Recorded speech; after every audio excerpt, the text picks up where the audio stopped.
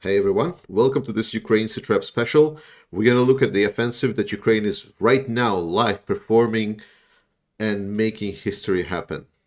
So what has happened basically on the Kharkiv direction? For a longer time we knew that the Russians were pulling out a lot of very nice and effective troops out of this direction and essentially leaving only people to guard the perimeter and keep the Ukrainians out by executing some kind of pressure outside, essentially engaging in combats and not letting Ukrainians prepare any kind of force.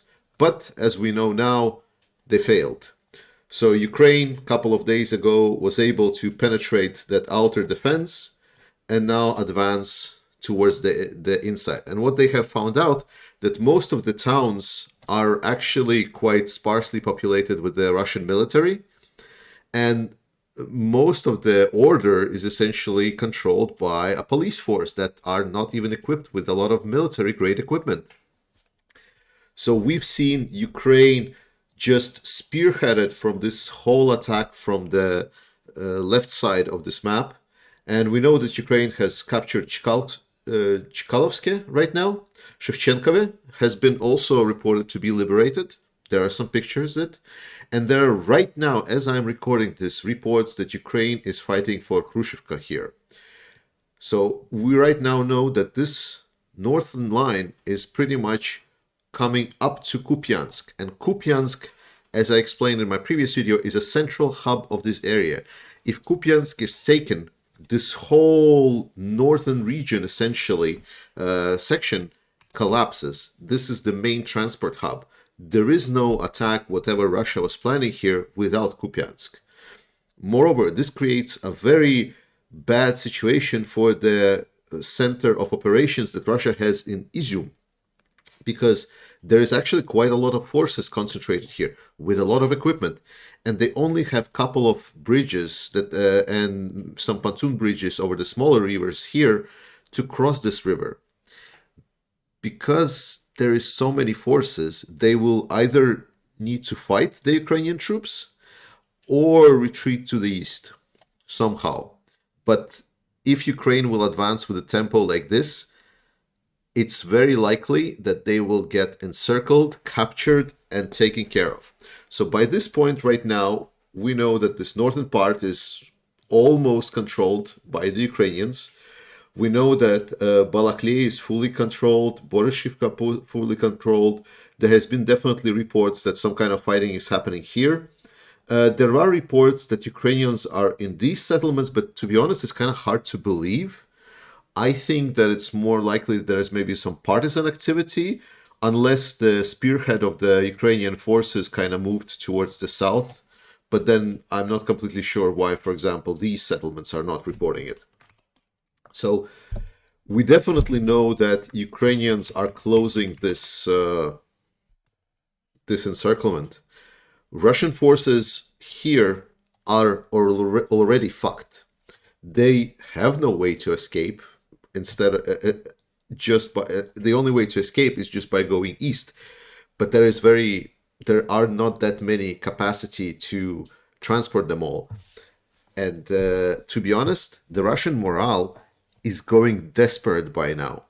I've been following very closely Russian groups and chats, and I'm reading, and people, if when we had the Kherson offensive, then people in those chats were mostly saying, wow, the Ukrainian offensive have failed, and they were like, closing their eyes and ears for whatever Ukraine was doing, and just yelling at us and saying, la la la, you are liars, we have beat you, 10,000 Ukrainians dead, we encircled and killed you all.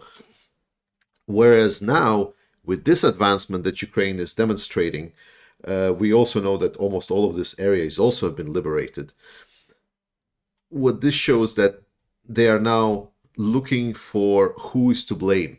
The only thing, and I know we're very happy about it. I'm posting very thoroughly in my community feed because I don't really have a lot of time to do. I'm doing this video, and I think I'm going to be very regretting that I'm right now dedicating time to this, but I just cannot. I'm so emotionally motivated by this because this is history in the making. If Ukraine will be able to take Kupiansk, it will literally become one of the greatest, if not the greatest, armies in the world history, because that maneuver would be glorious. Because together at the same time, having maneuvers both in Kherson and in this area, that is amazing.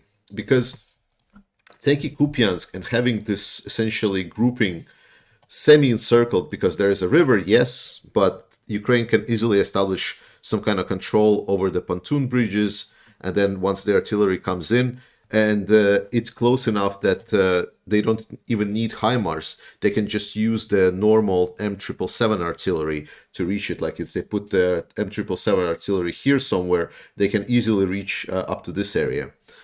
So it's a completely devastating situation for the Russians. They are looking to get any kind of reinforcements from Belgorod, and we know that they're trying to. But what is happening is that those reinforcements, they're essentially coming in as a mob. They're flowing in with armors and vehicles, and they're trying to get into fighting, to engage.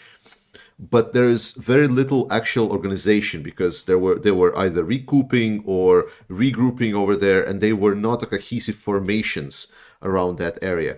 And we know also that Russia is flying in their planes all over this place and trying to use the place in actual combat situation over like close air support. And we know that Ukraine has a lot of Stingers, so a lot of those planes I'm expecting, well, at least some of those planes I'm expecting gonna start going down very, very soon. So it's a history in the making. I I don't know how about you guys, but at this moment, if Russia loses Kupiansk and loses this northern offensive, I already said in a previous video, we are this close to seeing the fact that the Russian war machine collapses. Right now, we are basically witnessing it live, happening at unprecedented rate and at unprecedented speed, and it's very hard to contain emotions. And for those of you that are like asking about the OPSEC, oh, it's like why wouldn't you covering the Kherson? You said that we should not talk about Kherson, and when like we're attacking here from Balaklia direction, it's okay to talk about where Ukrainians are advancing. Difference being, in Kherson, Ukraine is using attrition tactics. They are moving in tactical ways. They're trying to attack specific locations, and they're moving convoys very close to Russian positions. So whenever we're reporting something like that, we might give away, and then we get some Ukrainians killed. Here, Russians know where Ukrainians are coming from. The spearhead is literally very much obvious. It's incredibly obvious where the spearhead is. The problem of Russians here is they don't have the organized troops and organized defenses to respond to that spearhead. And that's what we're seeing. We're seeing the collapse of Russian military, at least in this region. But I would bet that this is going to start the collapse of the whole Russian war machine very, very soon.